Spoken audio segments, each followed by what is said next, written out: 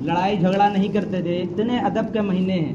اللہ رب العالمین نے قرآن مجید کے اندر فرمایا ان عدت الشہور عند اللہ 12 شہرا فی کتاب اللہ یوم خلق السماوات والارض منها 4 حرم، کہ اللہ کے نزدیک سال 12 مہینوں کا ہوتا ہے، اور ان میں سے 4 محترم مہینے ہیں، رجب کا مہینہ، شوال، ذی قعدہ، ذی الحجہ اور محرم، اور ذی الحجہ اب شروع ہونے والا ہے، کچھ ایام اور کچھ گھڑی باقی ہے۔ بعض مہینے ایسے ہیں، بعض گھڑی ایسی ہوتی ہے جو اللہ کے نزدیک بڑی فضیلت والی ہوتی ہیں، جیسے کہ رمضان کا مہینہ آپ سب جانتے ہیں کہ رمضان المبارک کا بڑا مقدس مہینہ ہوتا ہے۔ رمضان المبارک کے مہینے میں آپ حضرات سنتے رہتے ہیں، پھر اس کے بعد کچھ دن ہوتے ہیں، جیسے جمعے کا دن ہے، اللہ کے نزدیک سارے دنوں کا سردار جمعے کا دن رکھا ہے کہ جمعے کا دن سارے دنوں کا سردار ہے۔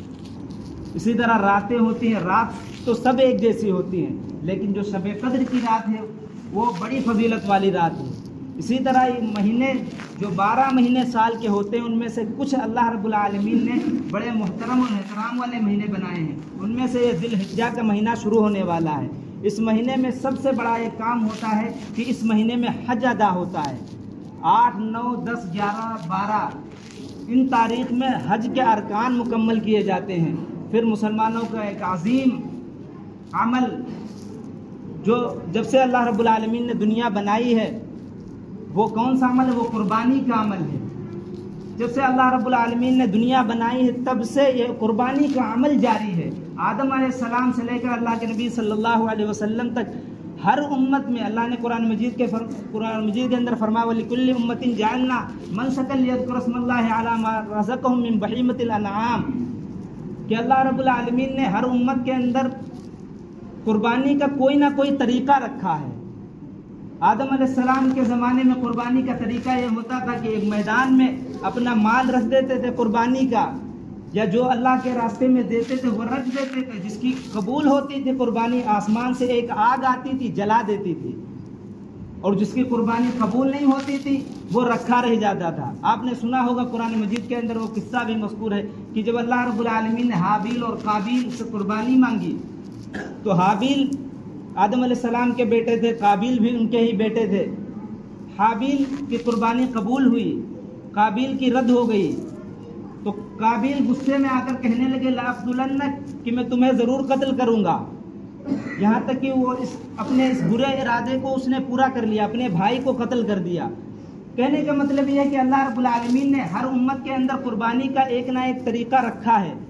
اب وہی مہینہ شروع ہونے والا ہے، ہم سب یہ ارادہ کریں، کوشش کریں، نیت کریں کہ ہم قربانی ضرور کرائیں گے۔ اس لیے قربانی اللہ رب العالمین کو بہت پسند ہے۔ اللہ کے نبی صلی اللہ علیہ وسلم کی حدیث ہے کہ 10 دنوں میں اعمال جو بندے کرتے ہیں، جو 10 دن کے اندر اللہ کی عبادتیں کرتے ہیں، قربانی کرتے ہیں، یہ اللہ کو بے حد محبوب ہے۔ اللہ کے نبی صلی اللہ علیہ وسلم 10 سال مدینے کے اندر رہے، کبھی آپ نے ناغہ نہیں کیا، ہر سال آپ نے قربانی فرمائی، ہر سال آپ نے قربانی کی۔ لیکن آج کچھ دانش مند اور عقل مند مسلمانوں کو یہ بات سمجھاتے ہیں، بتاتے ہیں کہ ایک دن میں اتنے جانور ذبح کر دو گے، ایک دن میں اتنا لاکھوں پیسے کروڑوں پیسے تم لوگ برباد کرتے ہو، یہ کسی غریب کو دے دو، کسی کے یہاں شادی ہو اس کے دے دو۔ یہ بات سمجھاتے ہیں اور کہتے ہیں کہ یہ قربانی تم لوگ نہ کراؤ، قربانی سے باز آ جاؤ، اتنا پیسہ کیوں برباد کرتے ہو، کیوں ایک دن میں لاکھوں جانور ذبح کرتے ہو؟ یہی پیسہ اگر تم کسی اور کام میں لگا دو، ان سے کہا جائے جو تمہاری بینکوں میں پیسہ ہے یہ غریبوں کو نہیں دیا جا سکتا، یہ جو فلموں میں ڈراموں میں پیسہ برباد ہوتا ہے یہ غریبوں کو نہیں دیا جا سکتا، یہ جو تمہارے پاس مہنگے موبائل ہیں یہ کیا بیچ کر غریبوں کی مدد نہیں کی جا سکتی؟ یہ تو مسلمانوں کے اندر ایک نفرت اور اللہ کے حکم کو چھوٹا کرنے کے لیے سمجھایا جاتا ہے، بتایا جاتا ہے۔ ان سے ہم یہ کہیں یہ اللہ کا حکم ہے اور اللہ کے نبی صلی اللہ علیہ وسلم کا حکم ہے کہ قربانی کرے۔ تم دیکھو حضرت ابراہیم علیہ السلام سے جب اللہ رب العالمین نے اپنے بیٹے کی قربانی مانگی، کیا کہا حضرت ابراہیم علیہ السلام نے اپنے بیٹے سے کہ میں نے ایک خواب دیکھا ہے کہ میں تمہیں ذبح کر رہا ہوں، تمہیں اللہ کے راستے میں قربان کر رہا ہوں۔ اسماعیل علیہ السلام نے کہا جو اللہ نے آپ کو حکم دیا کر گزریے۔ حالانکہ اسماعیل علیہ السلام حضرت ابراہیم علیہ السلام کے بہت پیارے بیٹے تھے. بڑھاپے کی حالت میں اللہ رب العالمین نے ان کو عطا فرمایا تھا. بڑھاپے کی حالت میں وہ اللہ رب العالمین ان کو ایک بیٹا دیا تھا، لیکن جب اللہ نے ان سے قربانی مانگی، حضرت ابراہیم علیہ السلام لے کر نکل پڑے اور اللہ کے راستے میں قربان کرنے کے لیے چل دیے. آج ہم سے بیٹے کی قربانی کے لیے نہیں کہا جاتا.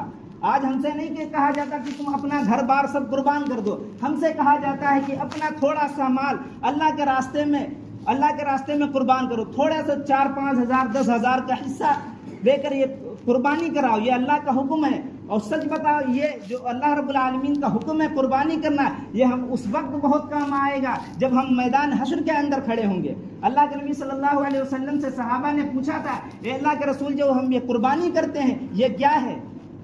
ان میں ہمیں کیا ملے گا؟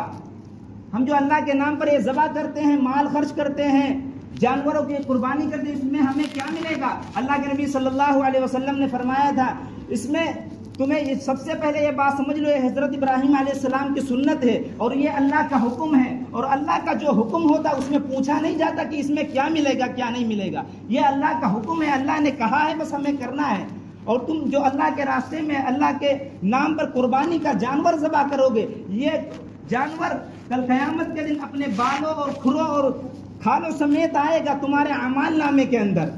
اب جب ایک ایک نیکی کے ہم محتاج ہوں گے تب یہ قربانی ہمارے نام اعمال میں رکھی جائے گی. اور قربانی پلسرات کے راستے میں ہر سواری کا کام دے گی. بہت فضیلت ہے. اللہ کے رسول صلی اللہ علیہ وسلم نے قربانی کی بتائی ہے. اب ہم یہ ارادہ کریں، کوشش کریں، ابھی سے ترتیب بنائیں. ابھی 15-16 دن یا 12-13 دن ابھی بچے ہوئے ہیں. ہم میں سے ہر شخص کوشش کرے، یہ ارادہ کرے کہ ہم ضرور قربانی کریں گے. اپنے والدین کی طرف سے، اپنے والدین کے نام سے قربانی کرائیں گے، اپنے بالغ بچوں کی طرف سے قربانی کرائیں گے اور اپنی طرف سے قربانی کریں گے. ایک اگر گھر میں قربانی ہو جاتی ہے اور تمام لوگ مستحق ہیں تو ایک کی ادا ہوگی، سب لوگوں کی ادا نہیں ہو جائے گی.